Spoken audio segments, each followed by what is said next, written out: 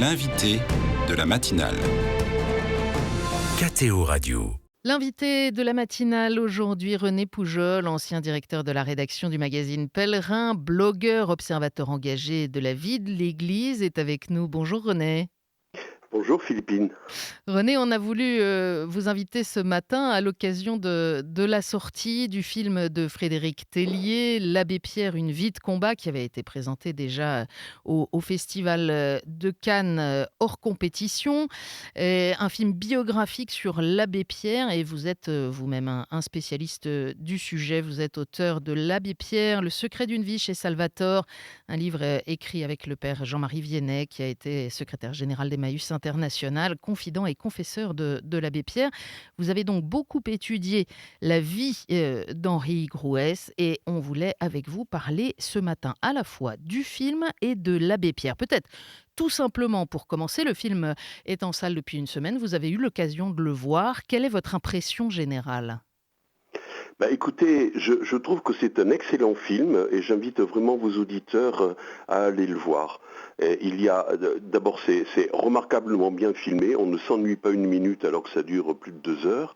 Et puis, il y a quand même la prouesse qui a été soulignée déjà par beaucoup de Benjamin Lavergne, qui incarne l'Abbé Pierre d'une manière absolument extraordinaire. Sur ses jeunes années, avec la force de la voix, la force de conviction de l'Abbé Pierre, un prédicateur, mais moi je l'ai trouvé particulièrement bouleversant sur les dernières années du vieillard qui était devenu l'Abbé Pierre et que j'ai bien connu puisque j'étais très proche de lui. Je voyais l'Abbé Pierre en face de moi. Donc de ce point de vue-là, je trouve que le film est marquant.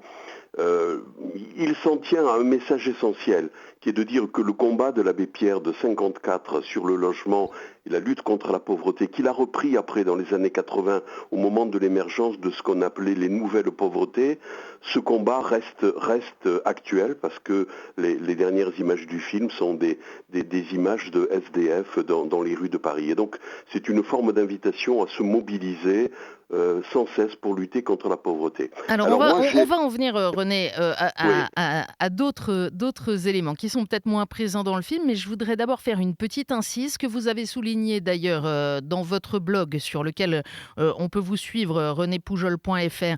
Vous avez salué particulièrement aussi un autre personnage incarné par Emmanuel Bercot, c'est Lucie Coutaz, et de fait il y a beaucoup de choses sur l'Abbé Pierre qui ont parfois un peu occulté cette figure. Vous dites c'est bien de lui avoir redonné sa vraie place.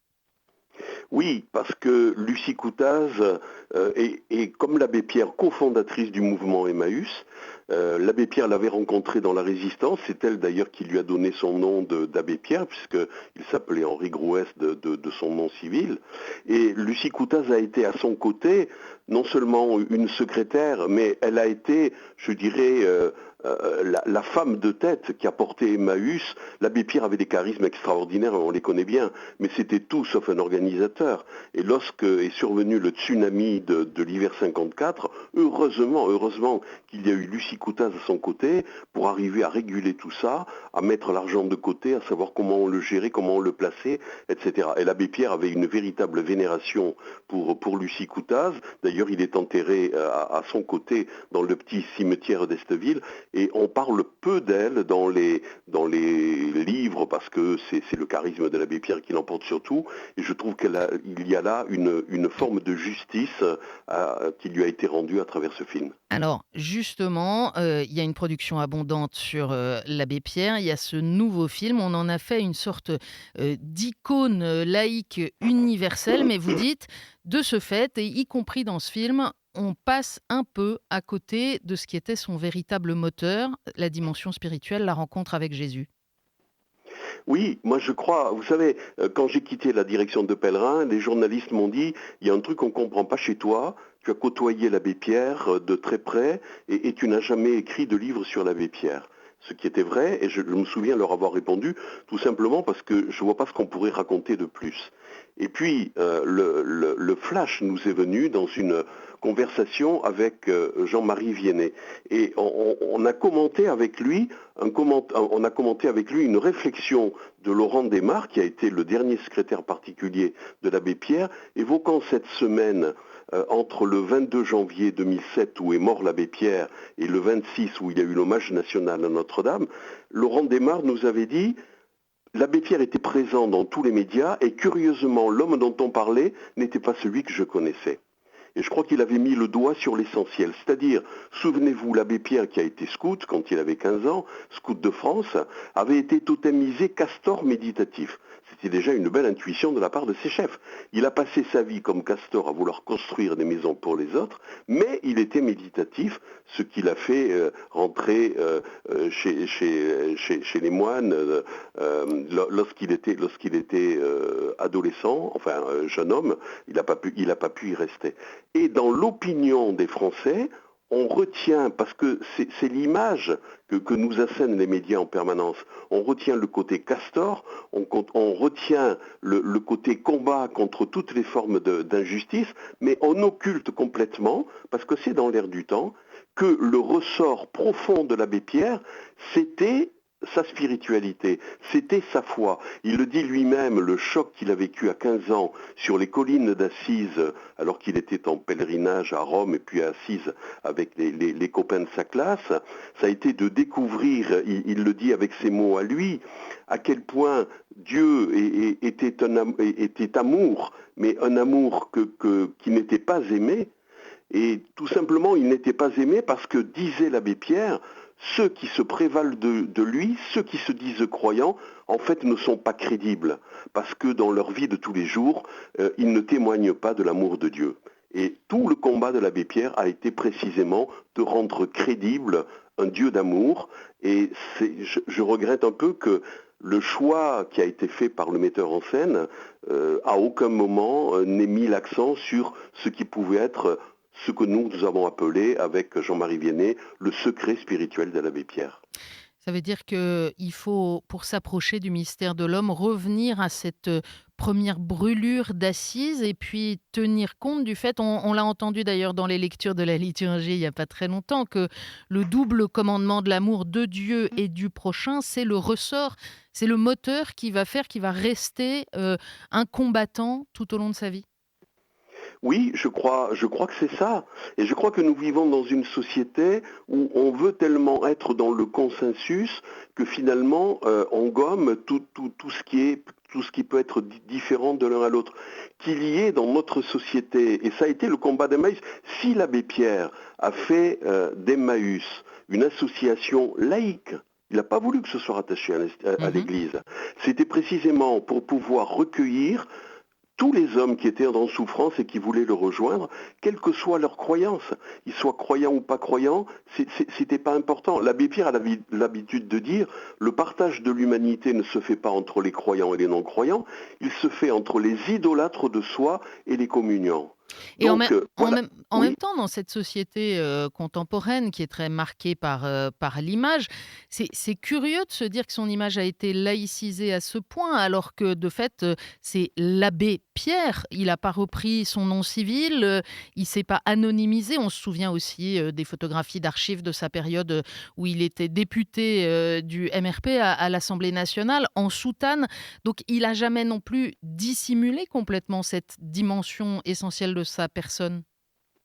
Non, il ne l'a pas dissimulé, mais si vous voulez, je pense que ce n'est pas volontaire, mais le film ouvre précisément sur sa présence comme moine chez les Capucins et son départ des Capucins pour des raisons de santé. Et l'une des lectures que l'on peut faire, mais peut-être ai-je l'esprit mal tourné, l'une des lectures que l'on peut faire de ce départ des Capucins pour ce qui va être sa vie par la suite, encore une fois, de lutte contre la pauvreté, peut être de dire, après tout, peut-être que c'était pas là sa vocation, et que sa vraie vocation, c'était un combat citoyen, effectivement, pour l'accès au logement, etc., etc. Et je trouve que c'est une erreur, parce qu'effectivement, on a cette image de l'abbé Pierre qui est identifié comme prêtre, mais en même temps, on dit, bon, il était prêtre, d'accord, mais enfin, ce qui était essentiel chez lui, c'était son combat pour la justice. Les deux, à mon avis, sont complètement liés. Le fait que ce film, commence déjà avec une belle sortie à obtenir, on l'espère pour lui, en tout cas un grand succès, c'est l'occasion de réactualiser le sujet. Est-ce qu'on aurait besoin aujourd'hui à nouveau d'une insurrection de la bonté, d'autres, grandes voix peut-être, dérangeantes comme le fut celle de l'abbé Pierre? Oui, alors on me pose souvent la question parce que j'ai fait beaucoup de conférences sur l'abbé Pierre à la sortie de ce livre, hein, et depuis lors, et on me dit toujours mais où sont les successeurs de l'abbé Pierre? Alors c'est vrai que si on regarde l'Hexagone, il y a des successeurs, hein, qui ont pris la tête des différents organismes, différentes associations, qui dépendent de la grande famille d'Emmaüs, mais qui n'ont pas le charisme de l'abbé Pierre, qui n'ont pas la force de la voix, le côté imprécateur de l'abbé Pierre. Le seul que je vois, mais il n'est pas à l'intérieur de l'Hexagone, c'est le pape François. La proximité du pape François avec l'abbé Pierre, pour qui réfléchit 30 secondes, est évidente. La même fascination pour François d'Assise, le même attachement au pauvre d'Assise, le souhait d'avoir une église pauvre pour les pauvres, le souci de vivre dans une forme de sobriété comme a vécu l'abbé Pierre toute sa vie, le côté interpellant de notre société en disant mais attendez, du fait des injustices, on va dans le mur, il y a là une proximité qui me semble tout à fait évidente et avec une voix qui est celle de François, qu'on aime ou qu'on n'aime pas, mais qu'on est obligé quand même de prendre en considération, qui me semble tout à fait remarquable. Avec une autre, similarité peut-être, c'est à la fois d'assumer, d'être, marqué par cette rencontre avec le Seigneur, d'être un fils de l'Église, comme le rappelle souvent le pape François, à son propre sujet et puis en même temps de s'affranchir volontiers des cadres, de faire des pas de côté, de ne pas se laisser, emprisonner ou enfermer par, les démarches, attendues ou convenues, mais de témoigner aussi d'une certaine liberté? Je crois que c'est tout à fait ça. L'abbé Pierre, que tout le monde n'aime pas beaucoup, précisément à cause des libertés qu'il a pu prendre vis-à-vis de l'institution. Mais l'abbé Pierre a été d'une totale fidélité à l'Église. D'ailleurs, il a eu d'excellentes relations avec tous les papes successifs. Mais c'est vrai qu'il demandait cette liberté qui est au fond, la liberté des enfants de Dieu pour être capable à son niveau et à son époque, d'atteindre ces périphéries que le pape François nous demande de rejoindre. Donc je crois que fidélité et liberté sont, à mon avis, l'envers et le revers de la même pièce. Et ça doit être un appel aujourd'hui pour tous les chrétiens. Il n'y a pas de vraie liberté sans fidélité à l'essentiel, et il n'y a pas de vraie fidélité sans liberté. Si je vous entends bien, René Poujol, il faut donc aussi que du côté catholique, peut-être on ne se laisse pas détourner de l'icône laïque de l'abbé Pierre, mais qu'au contraire, on s'attache à venir rechercher ce qui était le véritable feu intérieur, le véritable moteur de son action comme témoignage évangélique.